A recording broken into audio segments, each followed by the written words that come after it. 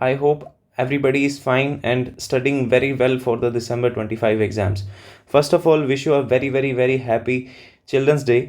यहाँ पे जो ICSI है आपके लिए काफ़ी बड़ी न्यूज़ लेकर आ चुका है regarding CS EET students and we can say 12th students, right. जो CS स्टार्ट करना चाह रहे हैं उनके लिए CS EET जो फर्स्ट स्टेप होता है CS में एंटर करने का, उसमें काफ़ी बड़ा चेंज आ चुका है.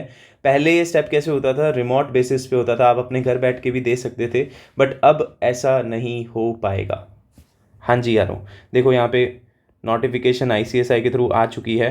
Restructuring of CS EET paper, उन्होंने रीस्ट्रक्चर कर दिया इस पेपर को, जो कि एप्लीकेबल होने वाला है आपका June 26 onwards. Am I right? Have you understand that? Yes. Expand your horizon. CS career with the endless opportunities. UGC recognized the CS qualification equivalent to the post graduation degree. ये पहले भी था, ये just इन्होंने यहाँ पे mention कर दिया, ऐसा कुछ नहीं है कि पहले नहीं था. कि CS जो है वो UGC गाइडलाइंस में उन्होंने बोला हुआ है कि अगर आप CS कर लेते हो that is equivalent to the post graduation. Clear? हाँ जी यारो, चेंज क्या आया है देखते हैं.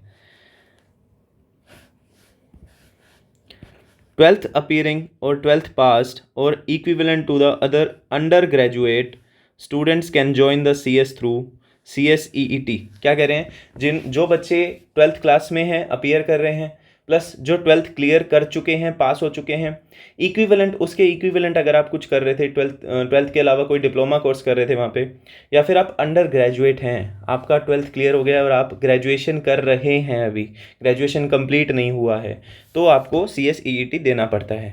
क्लियर? अब बात करते हैं सर यहाँ पे सिलेबस क्या चेंज हुआ है. देखो यहाँ पे 4 सब्जेक्ट्स आर देयर. ठीक है. बिजनेस कम्युनिकेशन सब्जेक्टिव है, आपको लिखना पड़ेगा, 100 मार्क्स का पेपर है, 3 आवर्स का पेपर रहेगा. फंडामेंटल ऑफ अकाउंटिंग, यहाँ पे इन्होंने अकाउंट्स डाल दिया है यारों, पहले यहाँ पे अकाउंट्स नहीं होता था, जो कि 3 घंटे का सब्जेक्टिव पेपर रहेगा. ये भी आपको लिखना पड़ेगा जैसे अपने 12th क्लास में लिखा था. Clear? Economics and business and environment, ये भी सब्जेक्टिव पेपर रहेगा 3 आवर्स का. क्लियर?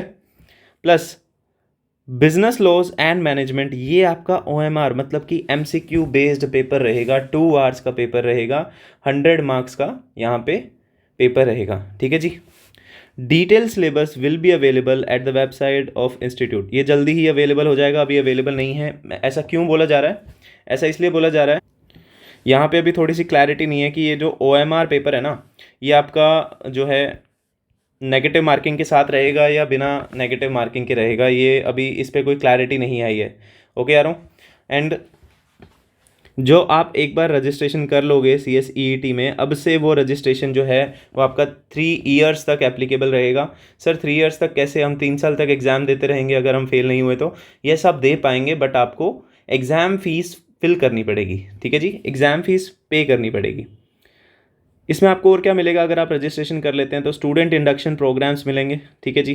वेरियस फ़ी कंसेशंस भी आपको मिल जाएंगे अगर आप, जैसे देर आर मैनी कैटेगरीज, अगर आप SC से हैं, ST से हैं, तो there are many concessions as well. ठीक है जी.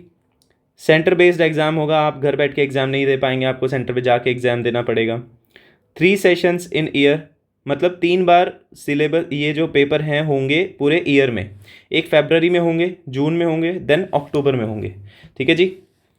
फ्री ऑनलाइन क्लासेस इंस्टीट्यूट आपको प्रोवाइड कर रहा है, अगर आपको एनरोल करना है तो यहाँ भी कर सकते हैं, अगर आपको किसी प्राइवेट इंस्टीट्यूट पे एनरोल करना है तो आप वहाँ पे भी एनरोल कर सकते हैं, यहाँ पे आपको फ्री मिल रही है. ठीक है जी.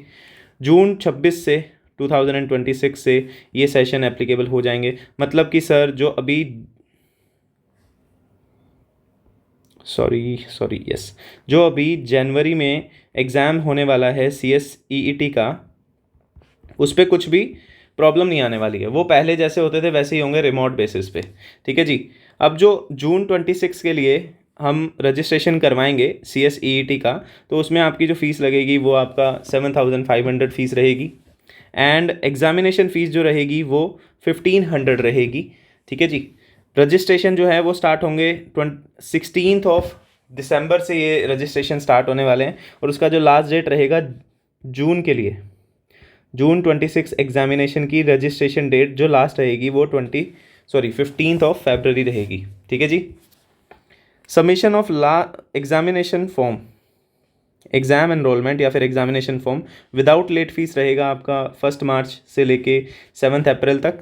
And submission of last with late fee जो एग्ज़ाम फॉर्म आप फिल कर पाएंगे वो 8 अप्रैल से लेके 20 अप्रैल तक आप फिल कर पाएंगे। ठीक है जी। एग्जामिनेशन जो होगा आपका सेंटर बेस्ड होगा एंड 1 जून से लेके 4 जून तक आपके पेपर होने वाले हैं। सेम गोज विद दिस, जैसे एग्जीक्यूटिव के जिन दिनों में एग्जीक्यूटिव के पेपर होते हैं उन्हीं दिनों में आपके भी पेपर होने वाले हैं एग्ज़ाम सेंटर पे जाके।